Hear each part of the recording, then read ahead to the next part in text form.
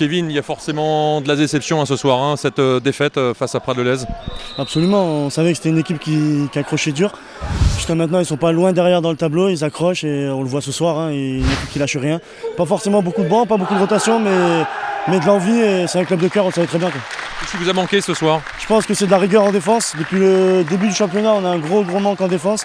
On en parle tout le temps à l'entraînement, on essaie de travailler, mais l'agressivité seulement c'est dans la tête. Et je pense qu'il va falloir qu'on fasse un gros travail sur soi-même et chacun, parce que les entraîneurs sur ça, ils peuvent pas forcément faire grand-chose. Non, on va repartir de plus belle, c'est rien, c'est qu'un match. Je veux dire, Antibes, ils auront peut-être aussi un petit trou dans le championnat et ce sera à nous de la saisir. Et maintenant, à partir de là, on sait qu'on n'a plus le droit à l'erreur du tout. Didier, est-ce que c'est un coup d'arrêt ce soir? Ouais, un gros coup d'arrêt puisqu'on était invaincu depuis plus d'un an et demi. Ça fait la 18e rencontre d'affilée à domicile. Malheureusement, toute série a une fin. Voilà. Et puis je pense que Prades sur ce match-là mérite vraiment sa victoire puisqu'ils ont été très performants dans la conquête, l'agressivité, la lucidité. Et nous, ça a été l'inverse. On a manqué beaucoup d'agressivité défensive. On prend encore 33 buts, 19 à la mi-temps, c'est énorme à domicile. On a manqué beaucoup de lucidité offensive, énormément de pertes de balles, 7 poteaux, voilà, donc un match vraiment à oublier.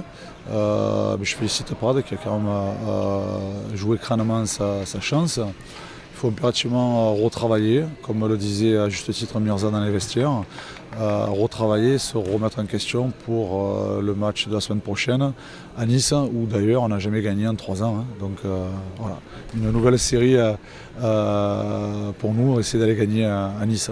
Alors ce soir, il y avait un petit nouveau, j'allais dire, dans l'équipe. C'est l'arrivée de Karl Conan, un jeune Ivoirien. 2 mots sur son intégration au sein de l'effectif. Comment ça s'est passé depuis tout ce temps, ces nombreuses semaines? Très bien, puisque Karl il est arrivé donc l'année dernière au mois de mai. Donc il a passé pratiquement 1 mois et demi avec nous. Il a eu déjà quand même ses repères au sein du groupe, au sein du jeu. Et puis il est revenu donc le 21 octobre. On a réussi donc à le qualifier pour ce match-là. Il a fait une très belle rentrée puisqu'il a été assez performant en défense et très performant sur le plan offensif. Voilà, donc on espère qu'il va continuer à progresser avec nous. Mais donc il est en centre de formation et on s'aperçoit qu'il a quand même un potentiel très intéressant pour peut-être arriver un jour sur le haut niveau. Karl, j'aimerais un peu connaître tes impressions pour ton premier match ici sur le sol français, ton premier match avec Aix-en-Provence.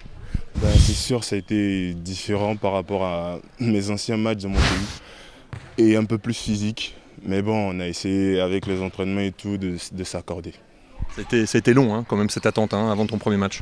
Ouais, très long avec les démarches administratives et tout étant étranger. Mais on y est arrivé enfin. Ça fait quand même quelques mois que tu es présent sur Aix. Comment ça s'est passé ton intégration ici?